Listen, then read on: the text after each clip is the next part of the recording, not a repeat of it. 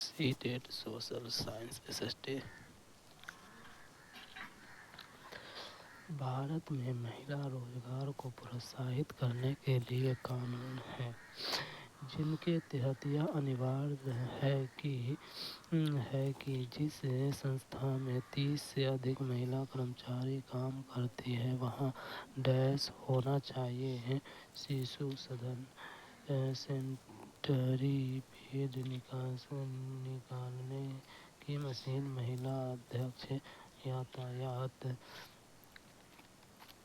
भारत में महिला रोजगार को प्रोत्साहित करने के लिए कानून है जिसके तहत यह अनिवार्य है कि जिस संस्था 30 से अधिक महिला कर्मचारी काम करते हैं वहाँ शिशु सदन होना चाहिए। महिला भारतीय कार्यबल का एक अभिन्न अंग है। महिलाओं को रोजगार को बढ़ावा देने के लिए भारत में कुछ कानून बनाए गए हैं जिनमें से कुछ इस प्रकार हैं। यदि किसी कारखाने में 30 से अधिक महिला श्रमिक हैं तो नियोक्त को श्रमिक के बच्चों के लिए एक शिशु सदन उपलब्ध कराना चाहिए। महिलाओं के लिए अलग शौचालय और दरवाजे के साथ शौचालय होना चाहिए। महिलाओं से सप्ताह में 48 घंटे से अधिक काम नहीं कराया जा सकता है। महिलाओं को सप्ताह में एक दिन की छुट्टी आवश्यक मिलेगी। इस प्रकार हम कह सकते हैं कि भारत में महिला रोजगार को प्रोत्साहित करने के लिए कानून है जिसके तहत यह अनिवार्य है कि जिस संस्था में 30 से अधिक महिला कर्मचारी काम करती है वहाँ शिशु सदन होना चाहिए। रोजा पार्क्स द्वारा बस में अपने सीट देने से मना करना संयुक्त राष्ट्र अमेरिका में किस आंदोलन का शुरुआती बिंदु आया? लिंग आधारित आंदोलन, सार्वजनिक स्थानों में प्रवेश की समानता का आंदोलन, नागरिक अधिकार आंदोलन, शोषित महिलाओं के लिए अन्याय आंदोलन, नागरिक अधिकार आंदोलन। रोजा पार्क्स को संयुक्त राज्य अमेरिका में नागरिक अधिकार आंदोलन शुरू करने में मदद की। आंदोलन तब शुरू हुआ जब उन्होंने 1955 में एक बस से एक गोरे व्यक्ति को अपनी सीट छोड़ने से इनकार कर दिया। उनके कारण ने स्थानीय अश्वेत समुदाय को मोंटगोमरी बस बायकॉट आयोजित करने के लिए प्रेरित किया। संयुक्त राज्य कांग्रेस ने उन्हें नागरिक अधिकारी की पहली महिला के रूप में सम्मानित किया है।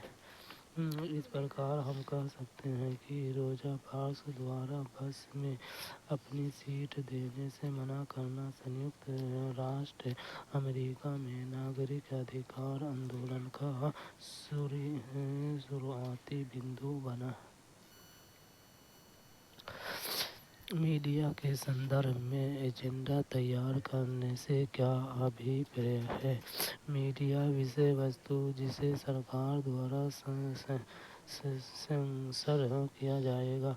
मीडिया का किसी एक राजनीतिक पार्टी के एजेंडे का प्रचार करना एक स्वतंत्र मीडिया घटना जिसका कोई भी पूर्व निर्धारित एजेंडा नहीं है। मीडिया द्वारा मुद्दे को चिन्हित करना और उन्हें जनता तक पहुंचाना। मीडिया के संदर्भ में एजेंडा तैयार करने से क्या अभिप्राय है? मीडिया द्वारा मुद्दे को चिन्हित करना और उन्हें जनता तक पहुंचाना।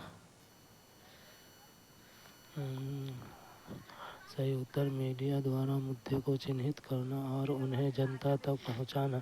एजेंडा तैयार करना समाचार मीडिया की सार्वजनिक एजेंडा के विषय पर रखे गए महत्व को प्रभावित करने की क्षमता है। यह सिद्धांत बताता है कि मीडिया का समाचार कवरेज कैसे निर्धारित करता है और कौन से मुद्दे जनता के ध्यान का केंद्र बन जाते हैं।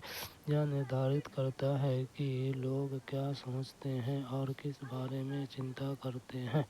इस प्रकार हम कह सकते हैं कि एजेंडा तैयार करना मीडिया द्वारा मुद्दे को चिन्हित करना और उन्हें जनता तक पहुंचाना है।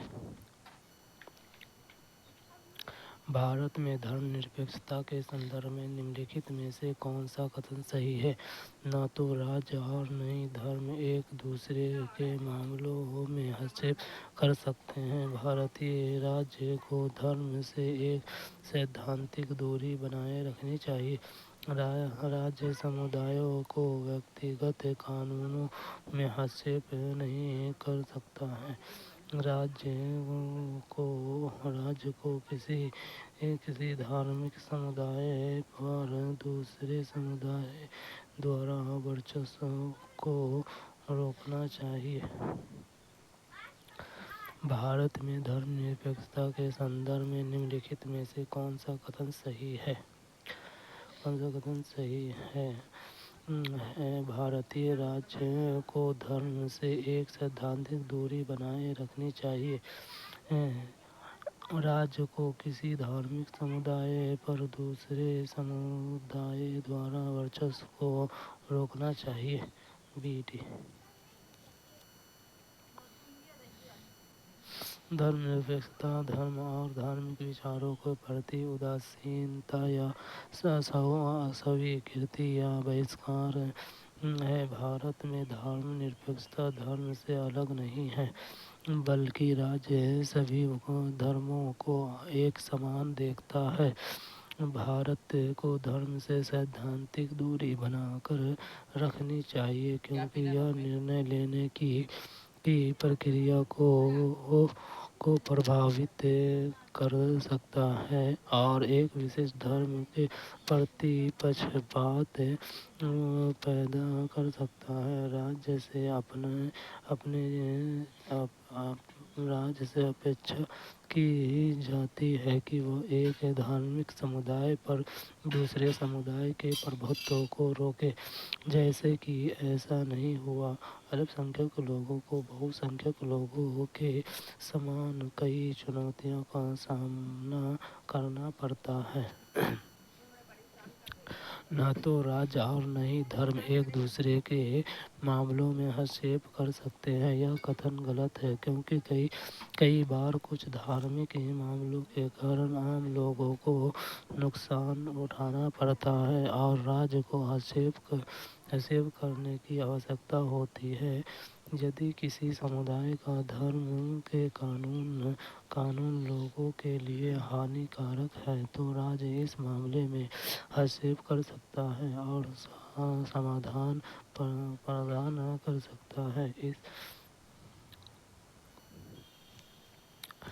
1952 से 2019 तक भारतीय संसद में निम्नलिखित में से किसके लिए आरक्षण था? अनुसूचित जनजाति के लिए, एंग्लो इंडियन समुदाय के लिए, महिलाओं, अनुसूचित जनजाति के लिए।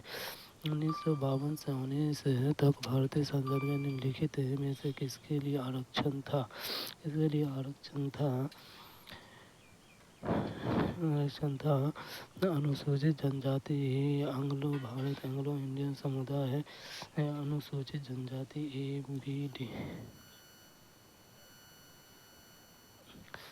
भारतीय संसद में 1952 से 2019 तक SC, ST और एंग्लो इंडियन समुदाय के लिए आरक्षण था। हालांकि संविधान के 103वें संशोधन द्वारा आरक्षण को 2020 तक बढ़ा दिया गया था।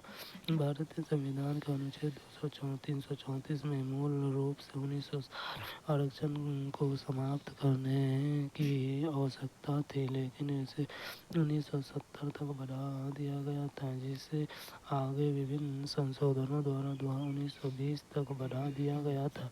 इस प्रकार हम कह सकते हैं कि भारतीय संसद में अनुसूचित जाति, अनुसूचित जनजाति और जैन समुदाय को 1952 से 2019 तक आरक्षण था। भारतीय संघीय न्यायालय देश का पूर्ववर्ती है। भारतीय सर्वोच्च न्यायालय, बॉम्बे उच्च न्यायालय, अंतर्राष्ट्रीय उच्च न्यायालय, भारतीय संघीय न्यायालय देश पूर्ववर्ती है। भारतीय सर्वोच्च न्यायालय, भारत के सर्वोच्च न्यायालय, भारतीय संघीय न्यायालय, भारतीय सर्वोच्च न्यायालय का पूर्ववर्ती है। यह दिसंबर 1937 में अस्तित्व में आया। यह भारत सरकार अधिनियम 1935 के प्रावधान के तहत स्थापित किया गया था। इसने 1950 में भारत में सर्वोच्च न्यायालय की स्थापना तक दायर किया। केंद्र सरकार और प्रांत के बीच किसी भी विवाद में इसका अन्य मूल अधिकार क्षेत्र था। इस प्रकार हम कह सकते हैं कि भारतीय संघीय न्यायालय सर्वोच्च न्यायालय का पूर्ववर्ती है। भारतीय संविधान के अनुच्छेद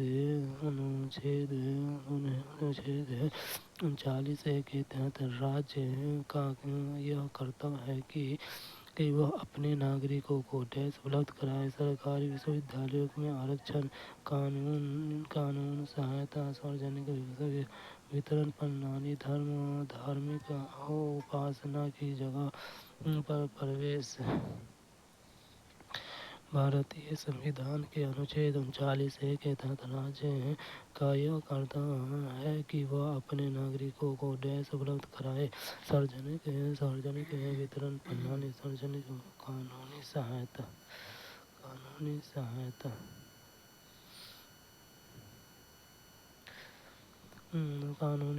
भारत के संविधान के अनुच्छेद 39A समाज के कमजोर वर्ग के गरीबों को कानूनी सहायता प्रदान करता है और सभी के लिए न्याय सुनिश्चित करता है। अनुच्छेद के अनुसार राज्य यह सुनिश्चित करे कि विधिया तंत्र इस प्रकार काम करे कि समान अवसर के आधार पर न्याय सुलभ हो और वह विशिष्टता यह सुनिश्चित करने के लिए आर्थिक या किसी अन्य नियोजन के कारण कोई नागरिक न्याय करने के अवसर में वंचित न रह जाए।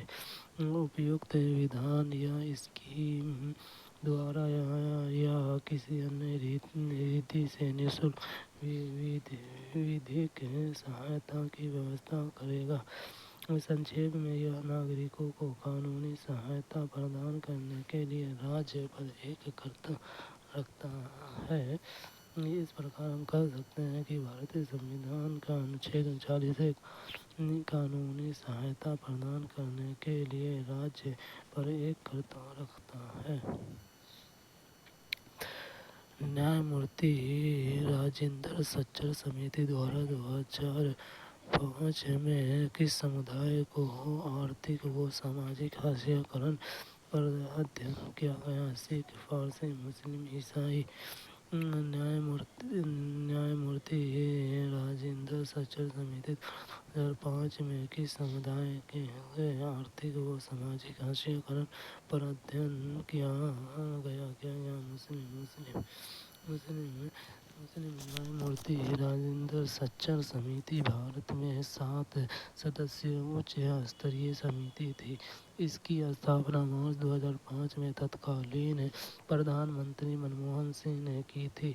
समिति की अध्यक्षता दिल्ली उच्च न्यायालय के पूर्व मुख्य न्यायाधीश राजेंद्र सच्चर ने की थी।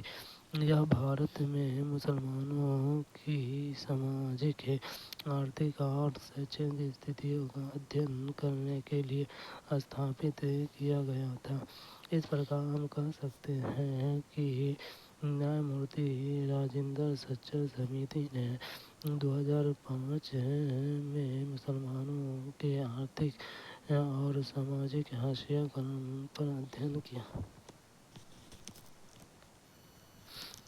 भारत में कपड़ा उद्योग के संबंध में दादन व्यवस्था पोर्टिंग अकाउंट प्रणाली से क्या तात्पर्य है? व्यापारी द्वारा बुनकर को कच्ची सामग्री उपलब्ध करवाना और उसे बनाए हुए सामान कपड़ा लेना। बुनकर का उपभोक्ता से सीधे ऑर्डर लेना और उसे बुना हुआ सामान पहुंचाना। व्यापारी द्वारा करों के माध्यम से कपड़े को कारखानों में बेचना और उससे कमीशन लेना। बुनकर द्वारा सीधे कपड़ा कारखाने में बेचना। भारतीय कपड़े उद्योग के संबंध में दादन व्यवस्था पोर्टिंग आउट प्रणाली से क्या तात्पर्य है? व्यापारी द्वारा बुनकरों को कच्ची सामग्री उपलब्ध कराना और उससे बना हुआ सामान कपड़ा लेना। व्यापारी द्वारा बुनकर को कच्ची सामग्री उपलब्ध कराना और उससे बना हुआ सामान कपड़ा लेना। भारत में कपड़ा उद्योग के संदर्भ में दादन व्यवस्था पोर्टिंग आउट प्रणाली व्यापारी और बुनकरों के बीच एक व्यवस्था है। वहीं व्यापारी कच्चा माल उपलब्ध कराता है और तैयार उत्पाद प्राप्त करता है। 18वीं शताब्दी को ग्रामीण उद्योग की प्रमुख विशेषताओं का वर्णन करने के लिए एक समकालीन लोगों द्वारा इस्तेमाल किया जाने वाला शब्द है। इस प्रणाली ने ब्रिटिश कपड़ा उद्योग में कारखाना प्रणाली को रास्ता दिया। इस प्रकार हम कह सकते हैं कि व्यापारी बुनकर को कच्चे माल की आपूर्ति करता है और उससे तैयार उत्पाद प्राप्त करता है। 1994 में दक्षिण अफ्रीका में व्यवस्था में परिवर्तन के कारण किस प्रकार की सरकार का गठन हुआ? रंग भेद सरकार, अल्पसंख्यक सरकार, राजतांत्रिक सरकार, लोकतांत्रिक सरकार। 1994 में दक्षिण अफ्रीका में व्यवस्था में परिवर्तन के कारण किस प्रकार की सरकार का गठन हुआ है? लोकतांत्रिक सरकार। रंग भेद नाम 1948 में स्वतः शासित साउथ अफ्रीका के राष्ट्रवादी पार्टी द्वारा देश की कठोर नस्लीय अलगाव की संस्थागत प्रणाली को दिया गया था, जो 1990 के दशक में समाप्त हो गया। इसके कारण 1994 में दक्षिण अफ्रीका में एक लोकतांत्रिक सरकार का गठन हुआ। 1994 के बाद से दक्षिण अफ्रीका रंग भेद की व्यवस्था से बहुमत वाले शासन में परिवर्तित हो गया। 1994 के चुनाव के परिणाम स्वरूप अफ्रीकी राष्ट्रीय कांग्रेस को सत्ता में आने के साथ सरकार में बदलाव आया। इस प्रकार हम कह सकते हैं कि 1994 में दक्षिण अफ्रीका की व्यवस्था में बदलाव के कारण लोकतांत्रिक सरकार का गठन हुआ। सामाजिक विज्ञान की शिक्षण शास्त्री अब उच्च प्राथमिक स्तर पर पढ़ाते वक्त नागरिक शास्त्र शब्द का प्रयोग क्यों नहीं करते? नागरिक शास्त्र एक खास औपनिवेशिक अतीत से पनपा हुआ है और इसलिए इसे बदलने की जरूरत है। है। इसने एक आलोचनात्मक दृष्टिकोण सम्मिलित करता है। यह केवल सरकारी संस्था और कार्यक्रम को विवरण देने पर ही केंद्रित है। इसने इस विषय के दायरे को संकुलित रखा था।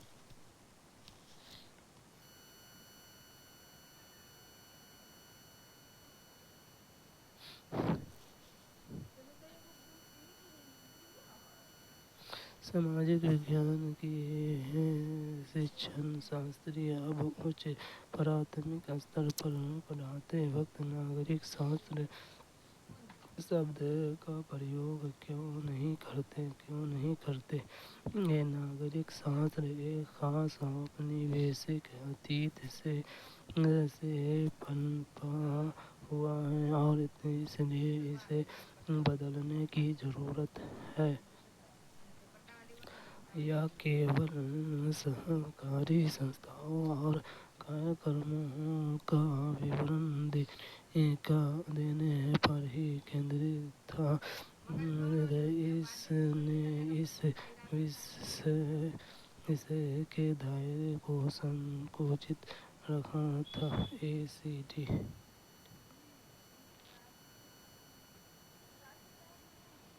एक विषय के रूप में नागरिक शास्त्र भारतीय स्कूली पाठ्यक्रम में औपनिवेशिक काल में राज्य के प्रति भारतीयों के बीच बढ़ती अविश्वास की पृष्ठभूमि में दिखाई दिया था। नागरिकों को आज्ञाकारिता और वफादारी पर जोर देना और प्रगति को सार्वभौमिक मूल्य के अनुसार नागरिक समाज का निर्माण औपनिवेशिक नागरिक शास्त्र की प्रमुख विशेषता थी।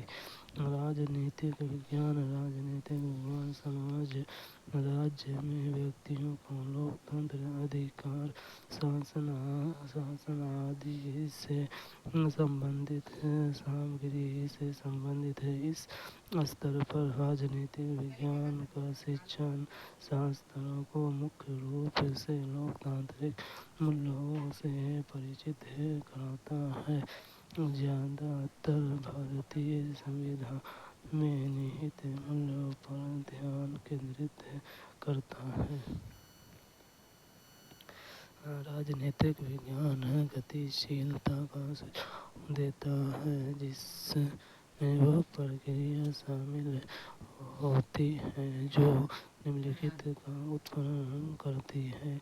प्रभुत्व की संरचना और सामाजिक शक्तियों द्वारा उनका विरोध। राजनीतिक विज्ञान नागरिक समाज को ऐसे क्षेत्र के रूप में मानता है जो संवेदनशील, पूछताछ करने वाले, विचार विमर्श करने वाले और परिवर्तनकारी नागरिक उत्पन्न करता है।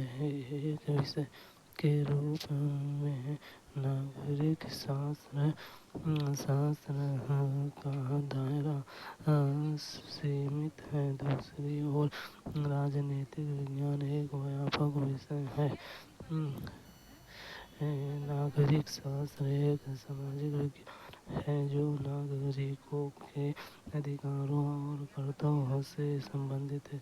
इसका दायरा सीमित है और एनसीएल 2005 के अनुसार बच्चे का विकास तरह से होना चाहिए ताकि नागरिक विज्ञान सामाजिक विज्ञान शिक्षण शास्त्र के साथ अधिक विस्तृत न हो। मस्जिद के विषय पर ऐतिहासिक कल्पना जागृत करने के लिए सबसे प्रभावी विधि होगी मस्जिद के ऊपर एक क्यों सुनना। किसी विशेष को निमंत्रित करना। किसी स्थानीय मस्जिद की यात्रा आयोजित करना। एक डॉक्यूमेंट्री फिल्म दिखाना। मस्जिद के विषय पर ऐतिहासिक कल्पना जागृत करने के लिए सबसे प्रभावी विधि होगी किसी स्थानीय मस्जिद की यात्रा आयोजित करना। यह मुस्लिम समुदाय के लिए नमाज का स्थान है। छात्रों के बीच अनुभव पैदा करने की प्रभावी रणनीति बच्चे को एक ऐसी गतिविधियों में शामिल करना है जहाँ छात्र सभी इंद्रियों सर्वेंद्र से अर्थ को अनुभव प्राप्त करने की प्रक्रिया में शामिल कर लेते हैं। एक सामाजिक विज्ञान शिक्षण के लिए मस्जिद के विषय पर ऐतिहासिक कल्पना जागृत करने के लिए सबसे प्रभावी विधि किसी स्थानीय मस्जिद की यात्रा आयोजित करना होगी। जब छात्र मस्जिद का दौरा करेंगे तो छात्र विषय के साथ अपना पहला अनुभव इंद्रियों के प्रयोग से बना सके। अतः हम यह निष्कर्ष निकाल सकते हैं कि स्थानीय मस्जिद की यात्रा आयोजित करने से छात्रों को मस्जिद की ऐतिहासिक कल्पना जागृत करने में मदद मिलेगी। मानचित्र के सिक्के एवं समय रेखा शिक्षण के लिए सबसे अधिक उपयुक्त है। अर्थशास्त्र राजनीतिक एवं सामाजिक इतिहास समाजशास्त्र मानचित्र सिक्के एवं समय रेखा शिक्षण के लिए सबसे अधिक उपयुक्त है। अधिक है इतिहास शिक्षण अधिक सामग्री का उपयोग शिक्षण अधिगम प्रक्रिया में मदद के लिए किया जाता है। शिक्षण अधिगम सामग्री TLM के लक्ष्य TLM विभिन्न विचारों और अवधारणाओं को समझने और जानने में मदद करते हैं। TLM शिक्षार्थियों की रुचि विकसित करने और उन्हें जिज्ञासु बनाने में मदद करते हैं। TLM शिक्षार्थियों को सीखने की प्रक्रिया में सक्रिय भागीदारी बनाते हैं। TLM बेहतर अधिगम के लिए पुनर्बलन प्रदान करते हैं। इतिहास पढ़ाने के लिए मानचित्र सिक्के और समय रेखा सबसे उपयुक्त है। मानचित्र पृथ्वी की सतह के समतल निरूपण है जो रेखाओं प्रतीकों शब्दों और रंगों के माध्यम से जानकारी देते हैं। सिक्के प्राचीन काल के प्रमाण हैं। एक समय रेखा छात्रों को इतिहास में होने वाली प्रमुख घटनाओं पर नजर रखने में मदद करती है। अतः हम यह निकाल सकते हैं कि इतिहास विषय को पढ़ाने में मानचित्र सिक्के और समय सारणी का उपयोग किया जाता है।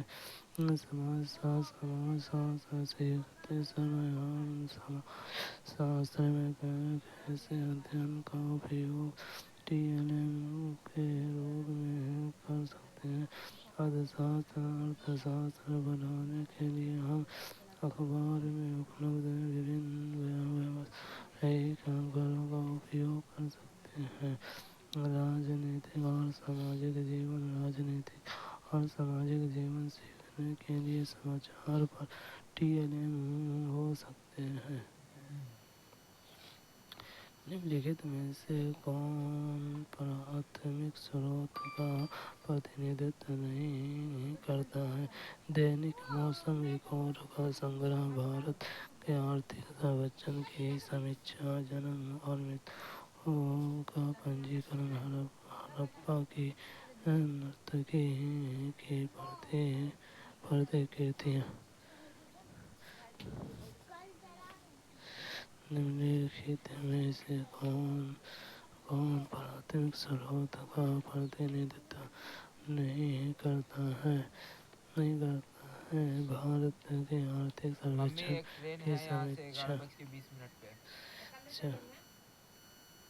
भारत का आर्थिक समीक्षा दैनिक मौसम रिकॉर्ड का संग्रह है। सही दैनिक मौसम रिकॉर्ड को प्राथमिक स्रोत माना जाता है क्योंकि वे मौलिक प्रत्यक्ष अवलोकन या घटना के समय एकत्रित होते हैं।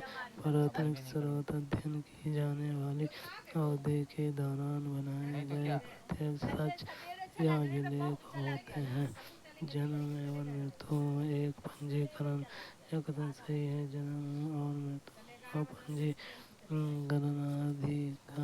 प्राथमिक रिकॉर्ड है जो घटना के समय बनाता है और प्रत्येक साक्ष्य के रूप में करता है। ऐसे अभिलेख जनसंख्या की और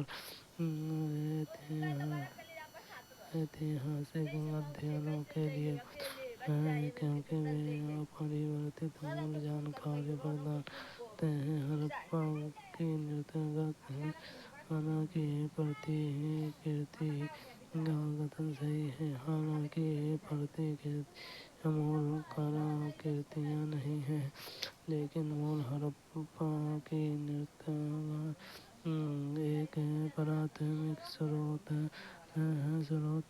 प्रतिकृतियां मूल प्राथमिक स्रोत के प्रतिनिधित्व के रूप में काम करती हैं। यहाँ प्राथमिक स्रोत की अवधारणा से तात्पर्य हड़प्पा सभ्यता की वास्तविक कलाकृतियां हैं।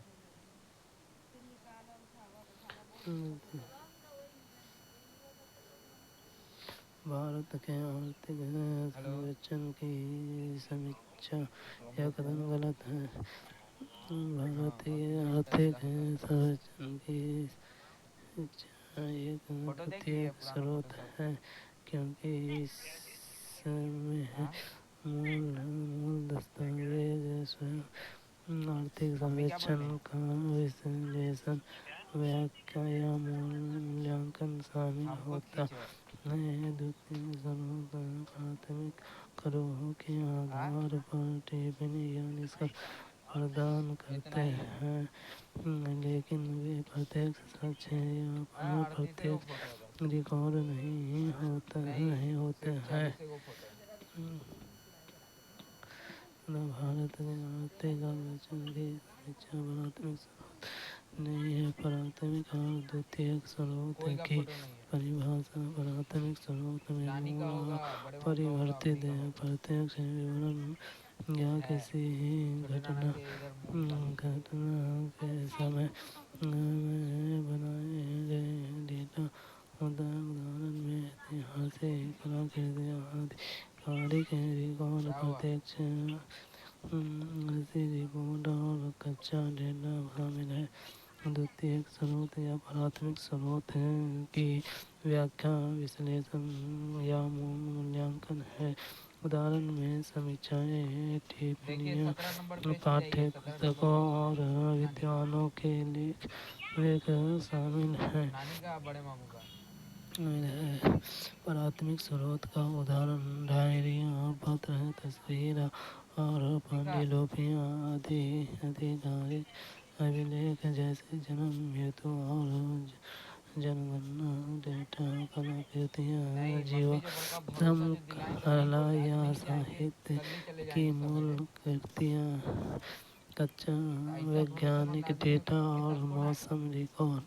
द्वितीय स्रोत का उदाहरण पुस्तक, समीक्षा, मूल शोध का विश्लेषण करने वाले जर्नल लेख और ऐतिहासिक आलोचनाएं। प्राथमिक स्रोत से प्राप्त निष्कर्षों का सारांश प्रस्तुत करने वाले व्यक्तिचित्र, पाठ्य पुस्तकें और शोध पत्र। सरकारी प्रकाशनों जैसे आर्थिक सर्वेक्षण या जनगणना रिपोर्ट की समीक्षा।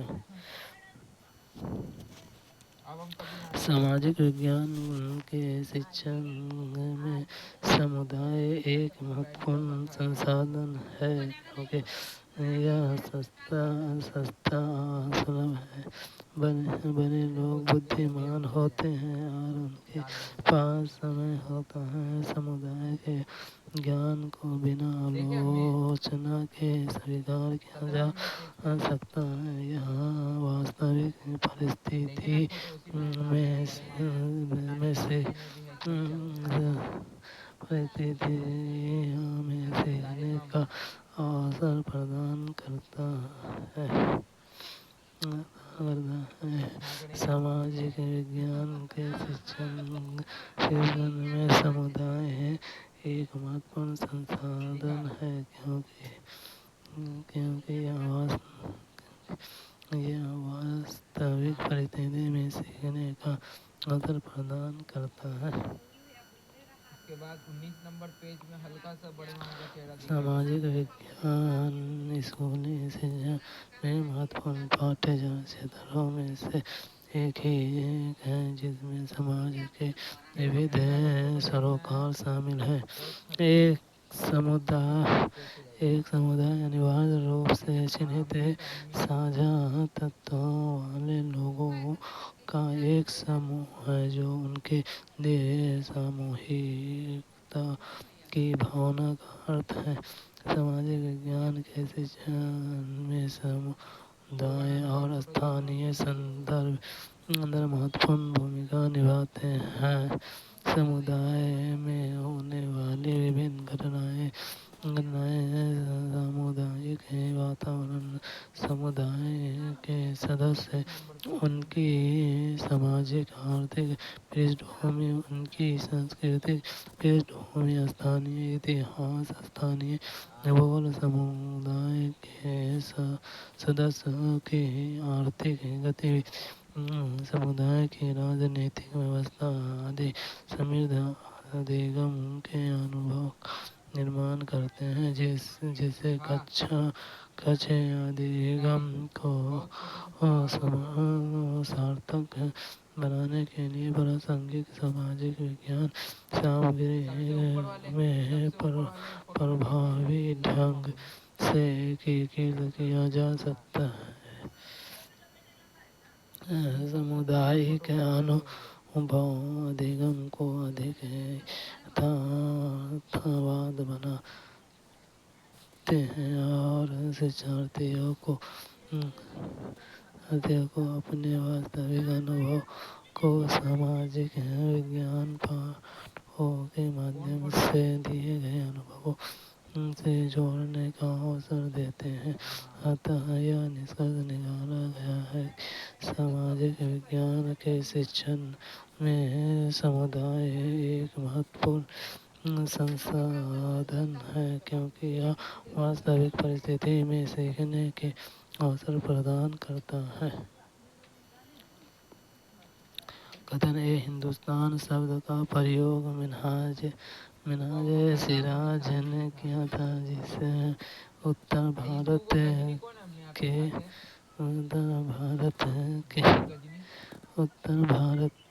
के भागों का समावेश था, किंतु उत्तर पूर्व भारत का समावेश नहीं था। कथन भी किसी भी शब्द का प्रयोग करने में इतिहास के शिक्षण शास्त्रियों को बहुत सावधान रहना चाहिए, क्योंकि अतीत में उन शब्दों के कुछ अलग ही अर्थ थे।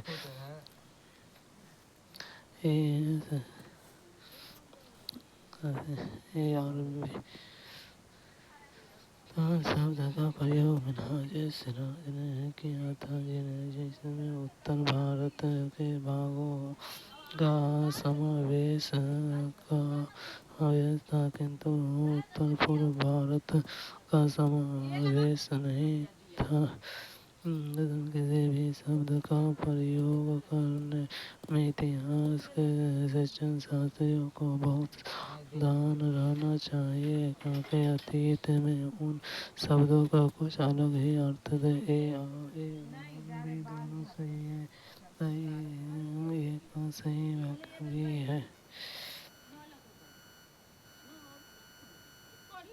हिंदुस्तान शब्द का प्रयोग 13वीं शताब्दी में बनाया सिराज द्वारा किया गया था। एक इतिहासकार जिन्होंने फारसी में लिखा था उनका मध्य पंजाब हरियाणा के क्षेत्र और गंगा और यमुना के बीच भी भूमि था। उन्होंने इस शब्द का प्रयोग राजनीतिक अर्थों में उन भूमियों के लिए किया जो दिल्ली सुल्तान के प्रभुत्व का हिस्सा थी। इस अवधि में शामिल क्षेत्र सल्तनत की सीमा के साथ स्थानांतरित हो गया है, लेकिन इस शब्द में कभी भी दक्षिण भारत शामिल नहीं था। बाबर ने 16वीं शताब्दी की शुरुआत में उपमहाद्वीप के भौगोलिक और सांस्कृतियों को समझने के लिए हिंदुस्तान शब्द का इस्तेमाल किया था और 14वीं शताब्दी में अमीर खुसरो एक प्रसिद्ध कवि के समानता आज इतिहासकारों को उन शब्दों के बारे में चिंतनशील रहना होगा जिनका वे उपयोग करते हैं, क्योंकि अतीत में उनका अर्थ अलग चीज़ों से था। उदाहरण के लिए आज हम विदेशी शब्द का उपयोग किसी ऐसे व्यक्ति के लिए करते हैं जो भारत नहीं है, लेकिन मध्यकाल में इसका अर्थ किसी ऐसे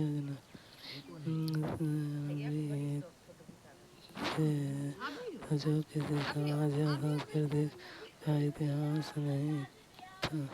उपरोक्त बिंदु स्पष्ट रूप से दर्शाते हैं कि कथन ए बच्चे को सामाजिक एवं राजनीतिक जीवन कल्पना तो अथवा शरीर उन अभ्यासों के आधार पढ़ाया जाए जो बच्चे के अपने अनुभवों से जोड़ रहे हों। बच्चे मूर्त अनुभवों को माध्यम से सीखते हैं।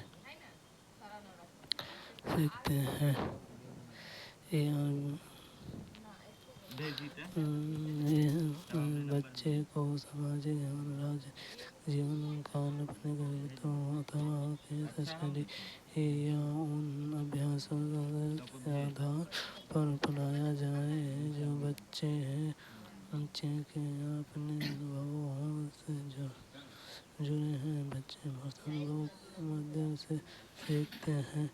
ए एवं बी दोनों सही है तथा एक सही व्याख्या करता है। शिक्षण अधिगम प्रक्रिया का उद्देश्य किसी व्यक्ति के व्यवहार, ज्ञान और दृष्टिकोण में अपेक्षाकृत अस्थायी परिवर्तन लाना है, जिसे सचेत रूप से प्राप्त किया जा सकता है। इसमें वांछित परिणाम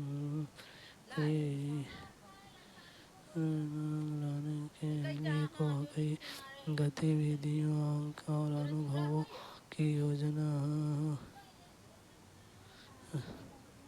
और निष्पादन शामिल है।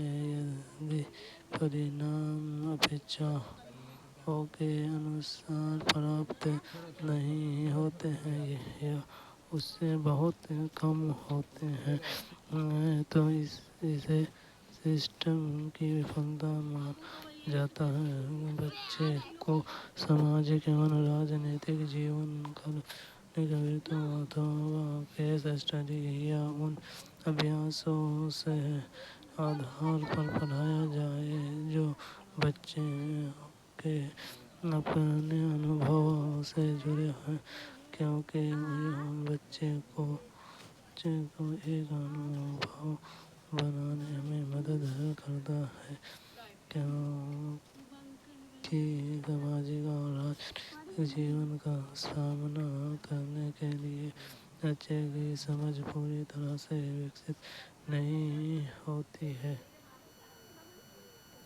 विद्यार्थियों के स्टेशनरी बच्चे को उनके जीवन में घटी घटनाओं या स्थितियों से जोड़ने में मदद करती है। इसके रूप में बच्चा अपने जीवन को उन घटनाओं से जोड़ने की कोशिश करता है जो वह एक अनुभव बनाकर सीखने में सक्षम होता है और सामाजिक और राजनीतिक जीवन के बारे में सीखते हुए ऊब महसूस नहीं करता है। उदाहरण के लिए शिक्षण कार्टून के काल्पनिक पात्रों का उपयोग करके बच्चे को समानता के बारे में सीखते हैं। छात्र उन उदाहरणों में मानते हैं, याद रखते हैं और समझते हैं जो उन्हें अपनी इंद्रियों का उपयोग करके हासिल की है, क्योंकि बच्चे हमेशा उन चीज़ों को याद करते हैं और समझते हैं तो उन्हें अपने जीवन में महसूस होती है। कथन है इतिहास मिथ्या है। इतिहास स्रोतों की व्याख्या पर आधारित है। निम्नलिखित विकल्प का विचार करें।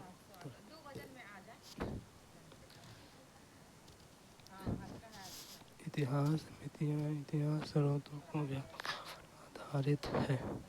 ये गलत है, भी सही।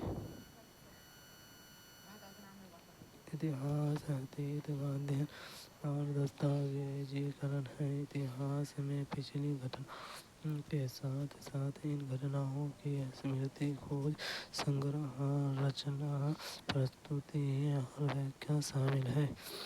इतिहासकार ऐतिहासिक स्रोतों जैसे लिखित दस्तावेजों, मौखिक जांच, कला और भौतिक कलाकृतियों और पारिस्थितिक चिन्हों का उपयोग करके अतीत का ज्ञान प्राप्त करते हैं। इतिहास मिथक से इस मायने में भिन्न है कि यह साक्ष्य द्वारा समर्थित है। इतिहासकार अपने खुद जानकारी के लिए पुराने सिक्के, शिलालेखों, वास्तुकला,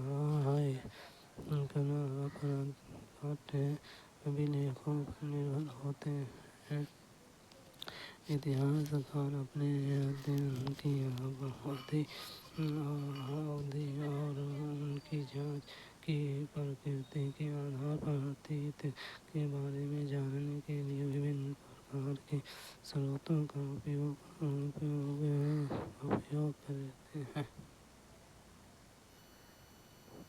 कथन ये सामाजिक विज्ञान के पाठ्यक्रम के दायरे की विस्तृत होने की संभावना बनी रही। बच्चे बाहरी दुनिया के तमाम अनुभवों को कक्षा में लेकर आते हैं।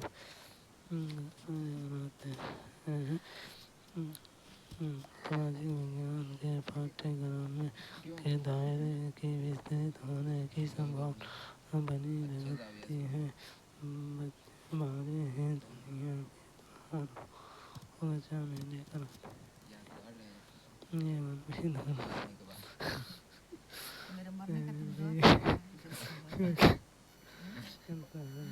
यादगार रहेगा ना, जो तू फोटो तब देख रहा है पुराना नंबर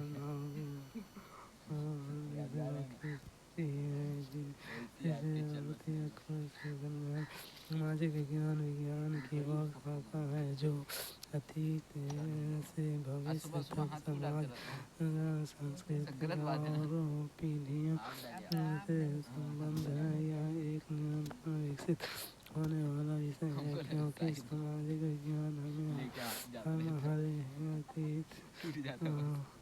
और हमारे वर्तमान के बारे में सिखाता है, और हमारे अतीत के आधार पर हमारे भविष्य का संकेत देता है। तथा सामाजिक विज्ञान में पाठ्यक्रम के विस्तार की गुंजाइश हमेशा बनी रहती है। कक्षा के शिक्षार्थी केंद्रित दृष्टिकोण पर आधारित होते हैं, जिसका अर्थ है कि कक्षा शिक्षण बच्चे खुशबू वाला चूहा। के अनुभव और ज़रूरतों पर केंद्रित है। खुशबू वाला दान भी निकल गया। क्योंकि बच्चे अद्वितीय हैं, उन सभी के अपने अनुभव हैं। समान चीज़ों के साथ विद्यार्थियों में मस्तिष्क में ज़रूरतों को ध्यान में रखते हुए पाठ्यक्रम का भी विस्तार करने की ज़रूरत है। बच्चे हमेशा बाहरी दुनिया के अपने अनुभवों के अपनी कक्षा में लाते हैं, अतः हमेशा वास्तविक परिस्थितियों में उनकी आवश्यकता बढ़ाते हैं। किसी कक्षा में यदि शिक्षिका किसी क्षेत्र के लोगों को किसी एक निर्धारित छवि में बांध देती है, तब वो डैश को बढ़ावा दे रही है। विविधता, रूढ़िवाद, बहुसांस्कृतिकवाद, पंथ निरपेक्षवाद है। किसी कक्षा में यदि शिक्षिका किसी क्षेत्र के लोगों को किसी एक छवियों में बांध देते हैं, तब वह डैश को बढ़ावा दे रही है। रूढ़िवाद धारणा शिक्षक वह व्यक्ति होता है जो अपने को ज्ञान और गुण प्राप्त करने में करता है। एक शिक्षक न केवल ज्ञान के स्रोतों के रूप में कार्य करता है, बल्कि एक आदर्श संरक्षक, देखभालकर्ता और सलाहकार के रूप में भी कार्य करता है। शिक्षक सक्रिय रूप से और बुद्धिमानी से अपने छात्रों के जीवन पर विचारशील प्रभाव डाल सकते हैं।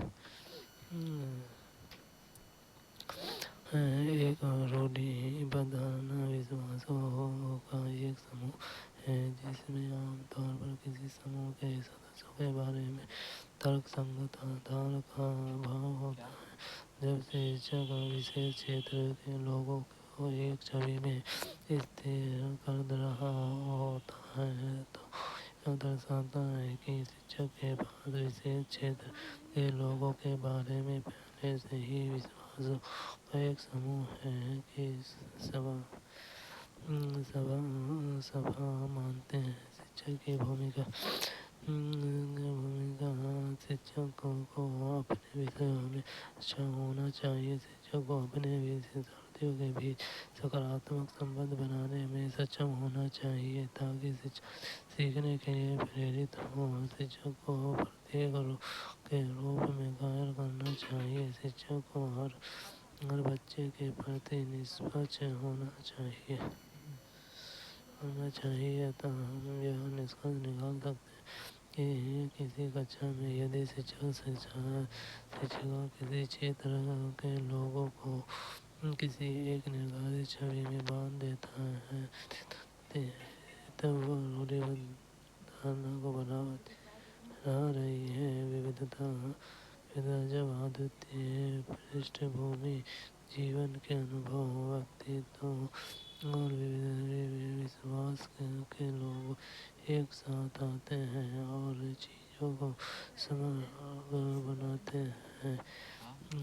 बहुसांस्कृतिकवाद यह वह तरीका है जिससे सामाजिक, राष्ट्रीय स्तर और सामुदायिक स्तर दोनों पर सांस्कृतिक के विविधता का समाधान करता है। धार्मिकता या सार्वजनिक नीतियों और सामाजिक संबंधों पर धार्मिक प्रभाव की अनुपस्थिति है। सामाजिक विज्ञान की शैक्षणिक प्रक्रिया एक ऐसी ज्ञान मीमांसा पर जोर देती है जहाँ पुस्तक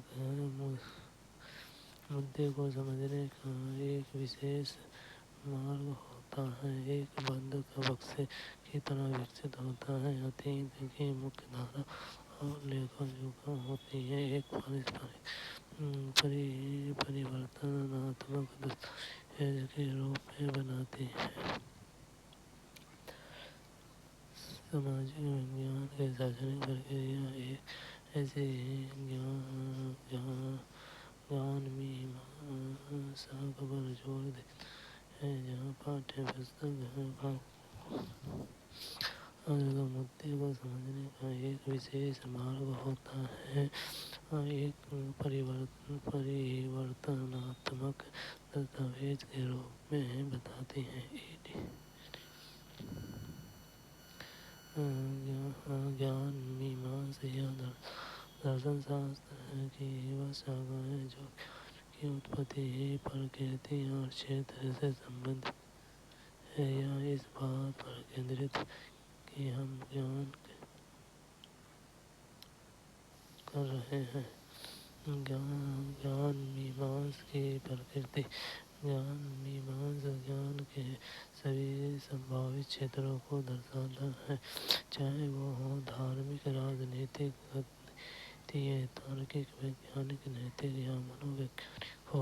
ज्ञान मीमांसा में हमारा प्राथमिक उद्देश्य एक सत्य की खोज करना है जो हमें असत्य से मुक्त करना है। इसलिए यह सत्य और असत्य के बीच जांच करने में मदद करता है। पाठ्य पुस्तकों को विभिन्न समकालीन मुद्दे पर दृष्टिकोण विकसित करने में अध्ययन करने के लिए उपकरण के रूप में माना जाना चाहिए।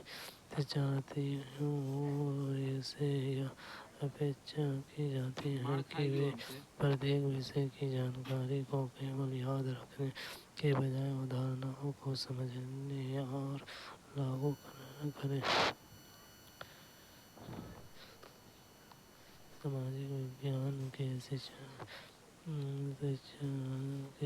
में सबसे महत्वपूर्ण मुद्दा यह है कि शिक्षार्थियों को समाज की आलोचनात्मक समझ विकसित करने में कैसे सक्षम बनाया जाए। राष्ट्रीय पाठ्यक्रम की रूपरेखा CF 5 के हिस्से के रूप में सामाजिक के शिक्षण पर राष्ट्रीय फोकस समूह स्थिति पत्र ने एक ज्ञान मीमांसीय बदलाव का प्रस्ताव रखा।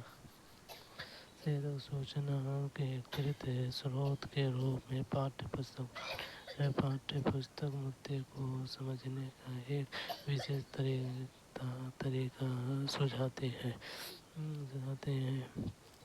एक बंद बक्से के रूप में पाठ्य पुस्तक अतीत का मुख्य धारा के लेखा जोखा एक गतिशील दस्तावेज के रूप में पाठ्य पुस्तक अतीत के मुख्य धारा का लेखा जोखा अधिक समूह और क्षेत्र शामिल है। हम यह निष्कर्ष निकाल सकते हैं कि सामाजिक के शैक्षणिक प्रक्रिया ऐसे ही ज्ञान मीमांसा पर जोर देती है जहाँ पाठ्य पुस्तकों मुद्दे को समझने का एक विशेष मार्ग होती है और एक परिवर्तनात्मक दस्तावेज के रूप में बनती है। स्रोत थीम पर चर्चा करते समय एक सामाजिक विज्ञान का शिक्षक अधिगमकर्ताओं की सहभागिता को कैसे बढ़ा सकता है। अधिगमकर्ताओं के जीवन से जुड़ाव से बचना, स्रोतों पर और अधिक पढ़ने के लिए प्रेरित करना, अपने शब्द की व्याख्या करने को उत्साहित करना, प्रश्न पूछना और सोचना को कोश से अभिव्यक्त करना। स्रोत, थीम और चर्चा करते समय एक सामाजिक विज्ञान का शिक्षण अधिगमकर्ताओं की सहभागिता को कैसे बढ़ा सकता है। स्रोत पर और अधिगम पढ़ने के लिए प्रेरित करना, प्रश्न पूछना और सोचना को क्विज़ में अभिव्यक्त करना। जिन स्रोतों से हमें जानकारी मिलती है उन्हें डेटा स्रोत कहा जाता है और इनमें दस्तावेज, मानव संस्था और साथ ही समाचार पत्र, रेडियो, टेलीविज़न आदि जैसे सोशल मीडिया शामिल हो सकते हैं। सूचना के किए गए स्रोत, चाहे उनकी विषय वस्तु ही और रूप कुछ भी हो, दस्तावेजी स्रोत के अंतर्गत आते हैं, जिन्हें उनकी सामग्री के आधार पर डेटा के प्राथमिक, द्वितीयक और तृतीयक स्रोतों में वर्गीकृत किया जा सकता है। जब छात्र चर्चा में शामिल होते हैं, वे विषय को सीखने की बेहतर स्थिति में होते हैं। यह विचारों, अनुभवों और ज्ञान का खुला आदान प्रदान है। शिक्षक को प्रत्येक छात्र को चर्चा में सक्रिय रूप से भाग लेने का अवसर देना चाहिए और एक शांत वातावरण में चर्चा का संचालन करने का प्रयास करना चाहिए। शुरुआती विषयों पर चर्चा करते समय एक सामाजिक विज्ञान शिक्षक शिक्षार्थियों को स्रोतों पर और अधिक पढ़ने के लिए प्रश्न करने और सूचना को कोश में अभिव्यक्ति करने के लिए प्रेरित कर सकता है। यह छात्रों को स्रोतों के बारे में अधिक जानने में मदद करेगा और यह कक्षा में एक ऐतिहासिक माहौल और शिक्षार्थियों एक शोध दृष्टिकोण का निर्माण करेगा। मूल पैमाने सामग्री के अध्ययन और उपयोग से इतिहास जैसे विषय की बेहतर समझ मिलेगी। स्पष्ट है कि स्रोत विषय पर चर्चा करते हैं एक सामाजिक विज्ञान शिक्षक शिक्षार्थियों को स्रोतों पर और आर्थिक पढ़ने के लिए प्रश्न करने और सूचना को कोश में अभिव्यक्त करने के लिए प्रेरित कर सकता है। कक्षा में न ध्यान देने वाले विद्यार्थियों के प्रति सामाजिक विज्ञान के शिक्षक किस तरह का व्यवहार करेंगे। उन्हें अपने अधिक तृतीय तत्वों को याद करने के लिए कहेंगे और उन्हें वयस्क रखेंगे। उनसे बातचीत करेंगे और उनकी रुचि के कारण जानने का प्रयास करेंगे। उन्हें चर्चा में आए विषय को इर्द गिर्द आने अपने अनुभव को साझा करने को प्रोत्साहित करेंगे। उन्हें बहुत करीब कार्य पत्र और गृह देंगे। कक्षा में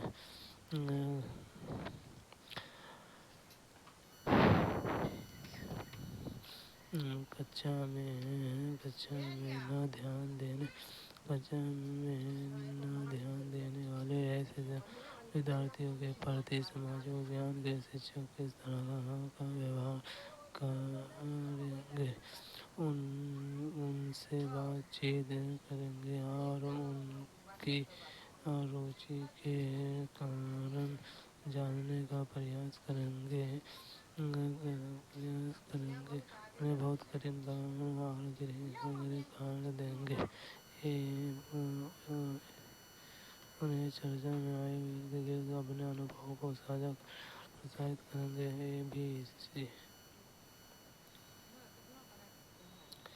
सामाजिक विज्ञान के विज्ञान है जो मनुष्य का उनकी सामाजिक व्यवस्था और संस्थाओं के संबंध में अध्ययन करते हैं। सामाजिक विज्ञान के इतिहास, भूगोल, राजनीतिक विज्ञान, अर्थशास्त्र, सामाजिक शास्त्र, मनोवैज्ञानिक, नृत्य विज्ञान, सांस्कृतिक अध्ययन, लोक प्रशासन आदि जैसे विषय शामिल हैं।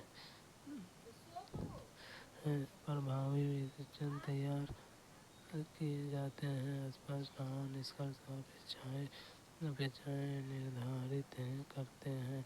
सकारात्मक दृष्टिकोण रखते हैं। छात्रों के साथ धैर्य रखते हैं और नियमित रूप से उनके शिक्षण का आकलन करते हैं। वह छात्रों और विषय वस्तु दोनों को व्यवस्थित करने के लिए अपनी शिक्षण रणनीतियों को समायोजित करने में यह मानते हुए सक्षम होते हैं कि विभिन्न छात्र अलग अलग तरीकों से सीखते हैं।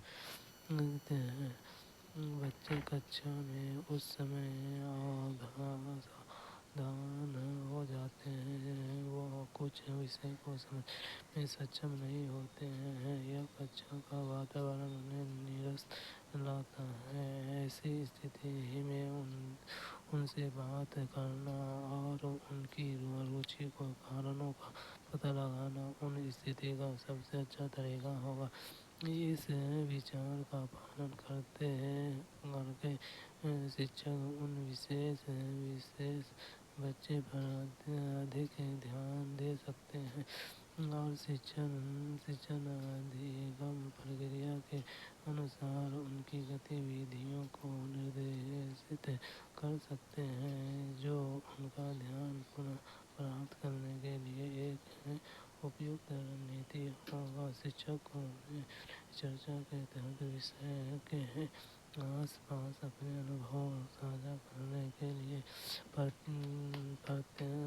प्रोत्साहित करना चाहिए। यह शिक्षकों को बच्चे को उनकी आवश्यकताओं और रुचि के अनुसार कार्य प्रदान करने में मदद करेगी ताकि वह सक्रिय रूप से सीखने की प्रक्रिया में भाग ले सके। सबसे उचित विकल्प का चयन करें तथा वाक्य को पूर्ण करें। एक सामाजिक विज्ञान के शिक्षक की भूमिका डैश की होनी चाहिए। उच्च संज्ञानात्मक क्षमताओं वाले प्रश्नों के निर्माण करने के लिए सभी शिक्षार्थियों को प्रेरित करने में शिक्षार्थियों को सीखने के विभिन्न अनुभवों को प्रचुरता में प्रदान करने, शिक्षार्थियों को उत्पाद आधारित शिक्षण अधिगम पर्यावरण प्रदान करना, सृजनात्मक विचारों को रटने के अभ्यास में शिक्षार्थियों का मार्गदर्शन करेंगे। सबसे उचित विकल्प का चयन करें तथा वाक्यों को पूर्ण करें। एक सामाजिक विज्ञान के शिक्षक की भूमिका डैश की होनी चाहिए। शिक्षार्थियों को सीखने के विभिन्न अनुभवों को प्रचुरता में प्रदान करना। सामाजिक विज्ञान के विज्ञान है जो मनुष्य का उनकी सामाजिक व्यवस्था और संस्थाओं के संबंध में अध्ययन करते हैं। सामाजिक विज्ञान के इतिहास, भूगोल, राजनीतिक विज्ञान, अर्थशास्त्र, समाज मनोवैज्ञानिक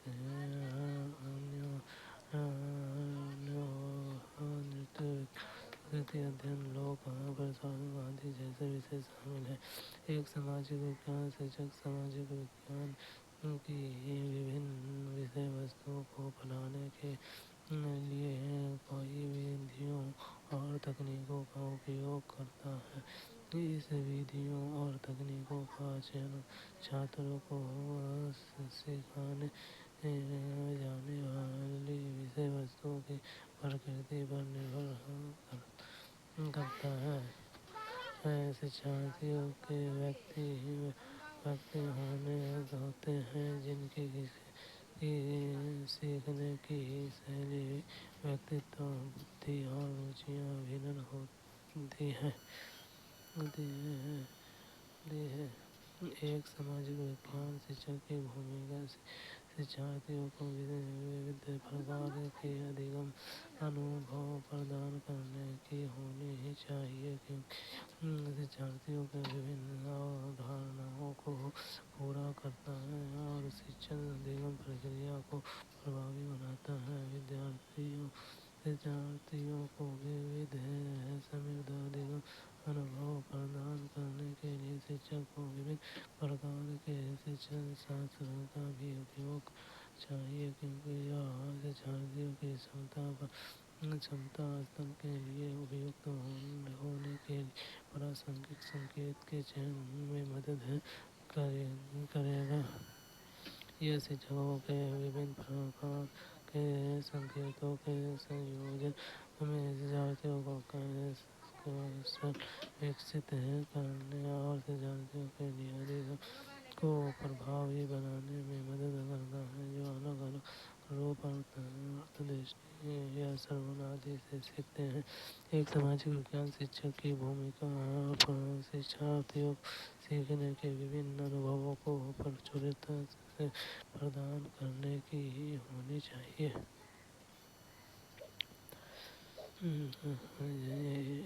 सामाजिक विज्ञान शिक्षण शास्त्र में सामाजिक विज्ञान शास्त्र की समसामयिक अध्ययन समय अध्यापकों को निम्नलिखित सभी को करने को प्रोत्साहित करने की, केवल इसको छोड़कर स्थिरता बनाए रखने के लिए स्रोतों में की मदद के अनुसार लाने को सत्यापन करने के अवसर पर करना, शिक्षार्थियों को सुव्यवस्थित करने के कौशल को विकसित करना, इतिहास को एक प्रक्रिया के रूप में प्रस्तुत करना। सामाजिक विज्ञान शिक्षण शास्त्र की समसामयिक समझ अध्यापकों को निम्नलिखित सभी को करने को प्रोत्साहित करती है, केवल इसको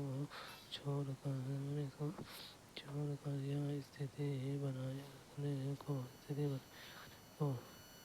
सामाजिक ज्ञान के एक व्यापक स्रोत का गठन करता है और मनुष्य के साथ उनके सामाजिक व्यवहार को संबंध में व्यवहार करता है।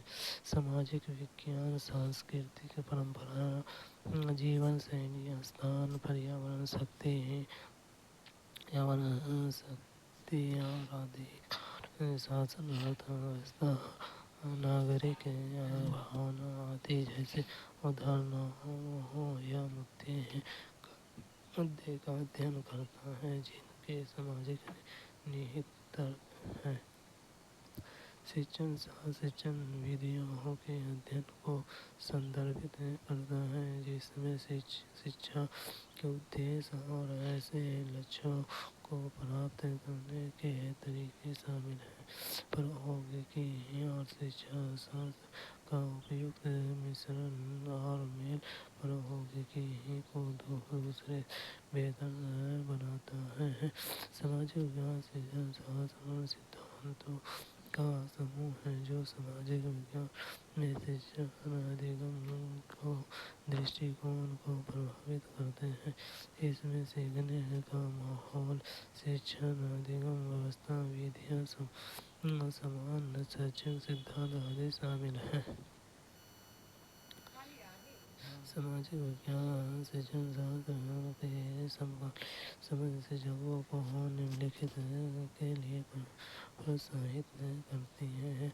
प्रोत्साहित करते व्यवहारिक गतिविधियों के माध्यम से बच्चे को अपने स्वयं को ज्ञान को निर्माण में शामिल करना, कक्षा एवं को वास्तविक जीवन से जोड़ना और स्रोतों की सहायता से अनुमान लगाने और सत्यापित करने के अवसर सृजित करना, विभिन्न स्रोतों का उपयोग करके शिक्षार्थियों को स्थानीय अनुभवों के बारे में जानने के लिए प्रोत्साहित करना, स्कूलों, समाजों और देश की वर्तमान स्थिति को समझने के लिए छात्रों में व्यवस्थित तर्क कौशल का विकास करना, इतिहास को एक प्रक्रिया के दौरान में प्रस्तुत करें ताकि शिक्षार्थी अपने ज्ञान का उपयोग मूर्त परिस्थितियों में कर सके। यथास्थिति वह है जिसमें चीजों को वैसे ही रखा जाता है जैसे वो हर समाज में होते हैं। आपको ऐसे लोग मिलते हैं जो चीजों को रखने में रुचि रखते हैं और जो बदलाव नहीं लाना चाहते हैं क्योंकि यथास्थिति में उनके पास खोने के लिए कुछ भी नहीं है। जैसा कि यथास्थिति बनाए रखने का अर्थ है चीजों को उसके प्रस्तुत के रूप में रखना है, लेकिन हमें लोगों की जरूरतों के अनुसार व्यवस्था को बदलने की जरूरत है। इसलिए सामाजिक विज्ञान शिक्षण शास्त्र की समकालीन समझ शिक्षकों को यथास्थिति बनाए रखने के लिए प्रोत्साहित नहीं करती है। यह स्पष्ट है कि सामाजिक विज्ञान शिक्षण शास्त्र की समकालीन समझ शिक्षकों को यथास्थिति बनाए रखने के अलावा निम्नलिखित सभी करने के लिए प्रोत्साहित करती है। कथन एक सामाजिक विज्ञान के शिक्षक को उच्च प्राथमिक कक्षाओं में विवादास्पद मुद्दे को पढ़ाने से बचना चाहिए। विवाद उत्पन्न होते हैं क्योंकि इतिहास में स्रोत अपने आप बोलते नहीं हैं। ए और बी दोनों बोलते नहीं हैं। एक सामाजिक विज्ञान के शिक्षक को उच्च प्राथमिक कक्षाओं में विवादास्पद मुद्दे को पढ़ाने से बचना चाहिए। गलत है। विवाद उत्पन्न होते हैं क्योंकि इतिहास में स्रोत अपने आप बोलते नहीं हैं। ये गलत है भी सही है। चर्चा व्यापक रूप से उपयोग की जाने वाली समूह केंद्रित शिक्षा तकनीकों में से एक है। इसका मुख्य रूप से इस तथ्य में निहित है कि यह एक प्रकार के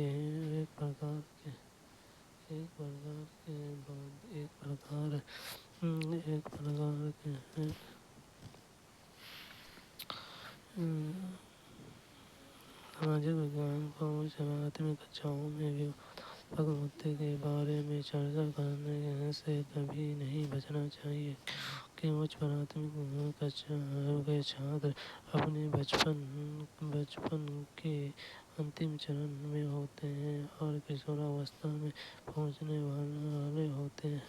उन्हें उन चीज़ों के बारे में पता होना चाहिए जो उनके जीवन को प्रभावित करती हैं, क्योंकि अगर बच्चे के जीवन को प्रारंभिक चरण में गलतफहमियां पैदा हो जाती हैं तो इसे बदलना आसान नहीं होगा। शिक्षक को विवादास्पद विषय पर चर्चा करनी चाहिए जो छात्रों को व्यक्तियों की ज़रूरतों और अधिकारों के प्रति संवेदनशील बनाने में मदद करता है। लेकिन चर्चा करने से पहले शिक्षक साक्ष्य के आधार पर चर्चा जैसे उचित आधारभूत नियम निर्धारित करने चाहिए। जैसे वर्तमान समाज में महिलाओं की स्थिति के बारे में चर्चा स्रोतों कभी भी बोलते हैं वो उस स्थिति का प्रतिबिंब दिखाते हैं जो व्यक्तियों द्वारा स्रोतों को स्वीकार करने के तरीकों के कारण विवाद पैदा करती है। अगर वह स्थिति को ठीक से समझ लेते हैं तो विवादास्पद नहीं होंगे, और यदि वह सूत्रों को नहीं समझ पा रहे हैं तो यह विवादास्पद होंगे। ऐतिहासिक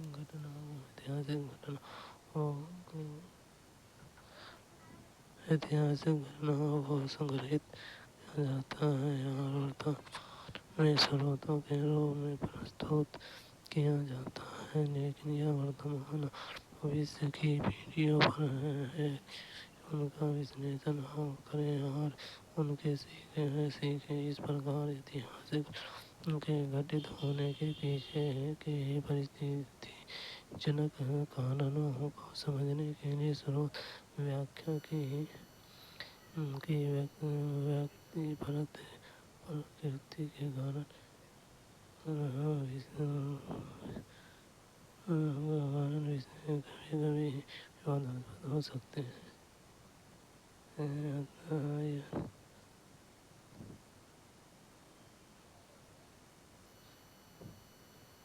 समय और स्थान की समझ को विकसित करने के लिए उपयोग करना होगा। केवल मानचित्र, केवल समय रेखा मानचित्र, समय रेखा ग्लोबल मानचित्र।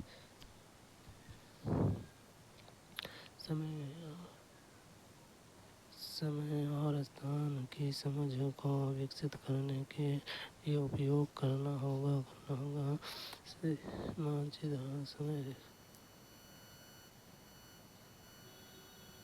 सामाजिक विज्ञान समाज के विविध सरोकारों को समाहित करता है और इसमें इतिहास, भूगोल, राजनीतिक विज्ञान, अर्थशास्त्र और समाजशास्त्र के विषयों से ली गई विषय वस्तु की एक विस्तृत श्रृंखला शामिल है। एक सार्थक सामाजिक विज्ञान पाठ्यक्रम में शिक्षण अधिगम सामग्री का चयन और संगठन छात्रों को समाज की एक महत्वपूर्ण समझ विकसित करने से सक्षम बनाता है। मानचित्र एक समतल सतह पर खींचे गए क्षेत्र का एक दृश्य प्रतिनिधित्व है। इसका उपयोग शिक्षार्थियों में सापेक्ष स्थिति और अभिविन्यास के बारे में विचार विकसित करने के लिए एक प्रभावी शिक्षण उपकरण के रूप में किया जाता है। आंतरिक और अवधारणाओं को प्रस्तुति के लिए मानचित्र सार्वभौमिक रूप से स्वीकृत प्रतीक मानचित्र राजनीतिक सीमाओं, भौतिक विशेषताओं, सड़कों, स्थलाकृति, जनसंख्या, जलवायु, प्राकृतिक संसाधनों और आर्थिक गतिविधियों जैसी विभिन्न चीजों का प्रतिनिधित्व करने का भी प्रयास करते हैं। समय रेखा उन घटनाओं और वस्तुओं के कालानुक्रमिक क्रम प्रदान करती है जो पहले हुए थे। यह छात्रों को समय की समझ विकसित करने और दो विविध विधियों के बीच संबंध का पता लगाने में मदद करती है। यदि छात्र इकाई की चर्चाओं से पहले एक इतिहास इकाई की समझ तैयार करते हैं तो वे इकाई को समझते हैं, वे घटनाओं का कारण और प्रभाव को भी स्पष्ट रूप से समझ सकते हैं। अतः यह निष्कर्ष निकाला जा सकता है कि समय और स्थान की भावना को केवल मानचित्र और समय रेखाओं का उपयोग करके विकसित किया जा सकता है। आप भोपाल में सामाजिक विज्ञान के शिक्षक हैं।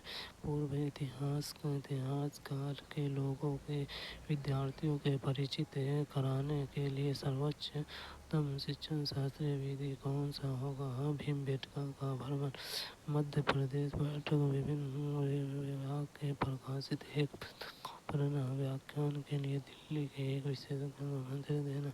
एक अभिलेखागार का भ्रमण।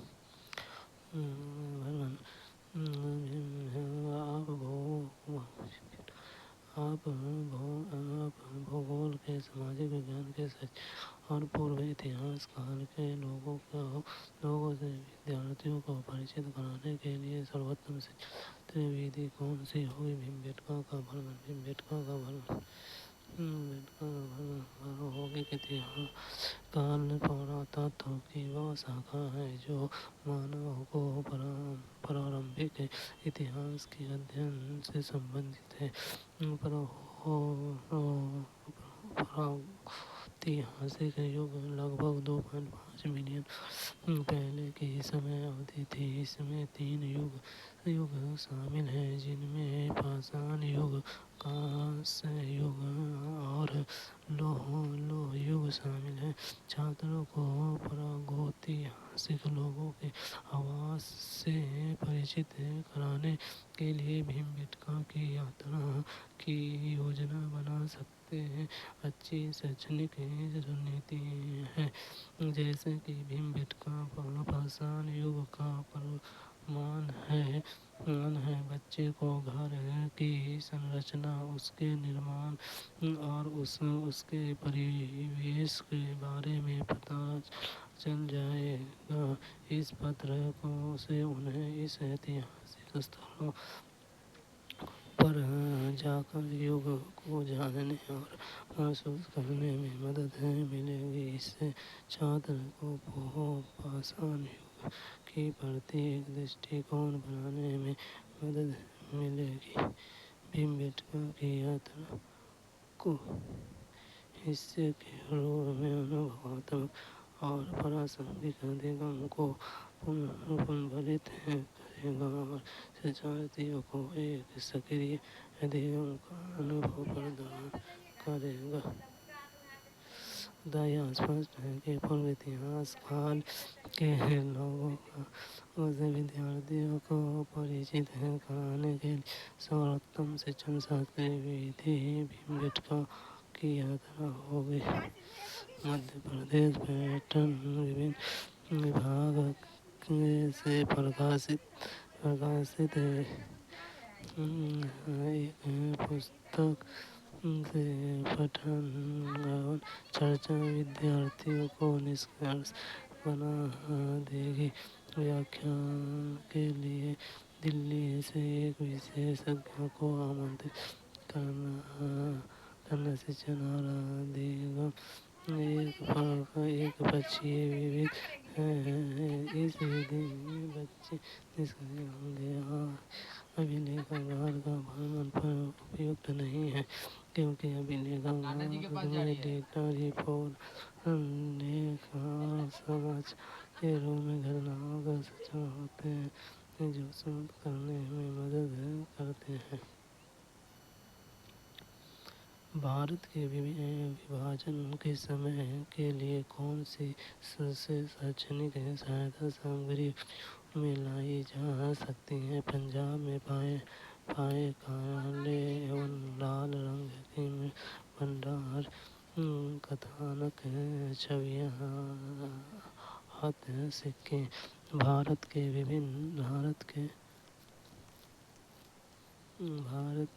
विभाजन के समय कौन सी शैक्षणिक सहायता सामग्री उपयोग में लाई जा सकती है? कथानक छवियाँ भारत के विभाजन ब्रिटिश शासन से भारत की स्वतंत्रता के बाद अंग्रेजों ने भारत की भूमि को दो भागों में विभाजित कर एक अलग राज्य बनाया, जो बाद में दो देश भारत का पाकिस्तान बन गए। भारत का विभाजन भारत के इतिहास की एक घटना है जो 1943 में हुई थी। भारत के विभाजन और पाकिस्तान के गठन के दौरान उस समय कई घटनाएं घटित हुई जिनमें दोनों पक्षों के लोगों का प्राण और घरों और संपत्ति का नुकसान शामिल था। भारत के विभाजन के समय के लिए शैक्षणिक सहायक सामग्री कथानक और छवियों का उपयोग होगा। कथानक एक ऐसी कहानी को कहते हैं जिसका उपयोग शिक्षकों द्वारा छात्रों को विभिन्न लोगों की कहानी, उनकी सिद्धांतों, कार्यों या विश्वासों के बारे में बताने के लिए किया जाता है। विभाजन से पीड़ित लोगों के कथनों को जानने से शिक्षार्थियों को अपने स्वयं के विश्वासों और दृष्टिकोणों पर अपनी राय बनाने में मदद मिलेगी।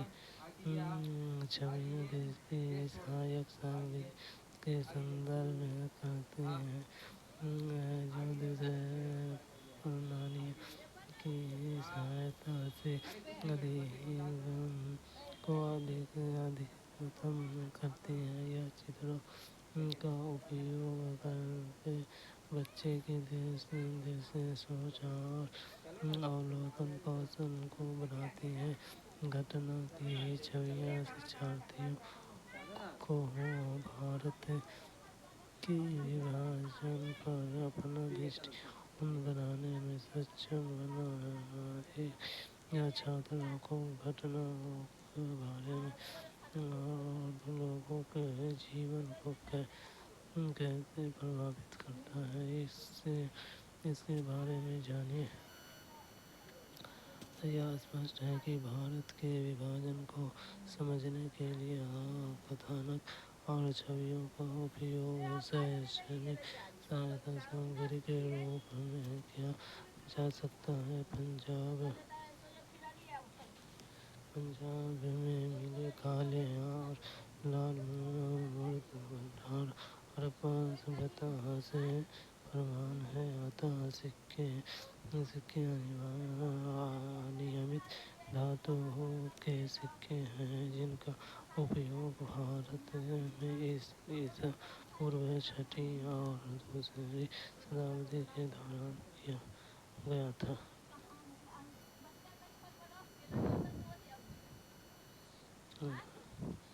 एक सामाजिक विज्ञान शिक्षक निम्नलिखित में से कौन सा लक्ष्य होना चाहिए? हमारे अतीत पर दृष्टिकोण का निर्माण करना, तिथियों के सटीक रूप से करना, हमारे अतीत और गौरवशाली बनाना, समुदाय के बीच केवल विरोधियों निर्धारित करना। एक सामाजिक विज्ञान शिक्षक का निम्नलिखित में से कौन सा लक्ष्य होना चाहिए? हमारे अतीत का दृष्टिकोण का निर्माण करना। सामाजिक विज्ञान उस विज्ञान को संदर्भित करता है जो अपने सामाजिक और सांस्कृतिक पहलुओं में मानव व्यवहार से संबंधित है। यह विज्ञान की एक शाखा है जो मानव व्यवहार और सामाजिक संबंधों से संबंधित है, जो मुख्य रूप से अनुभव दृष्टिकोण पर निर्भर करती है। एक सामाजिक विज्ञान शिक्षक को हमारे अतीत के बारे में एक परिचय बनाने का लक्ष्य रखना चाहिए, क्योंकि अतीत हमें हमारी सांस्कृतिक विरासत है। इसके द्वारा किए गए बलिदानों और उन चरणों के बारे में बताता है जिनसे यह विकसित हुआ है। यह अपने अतीत के बीच परिक्षेप विकसित करने से छात्र को इतिहास के प्रति संवेदनशील विकसित करने और अतीत में हुई घटनाओं के प्रति सम्मान पैदा करने में मदद मिलती है।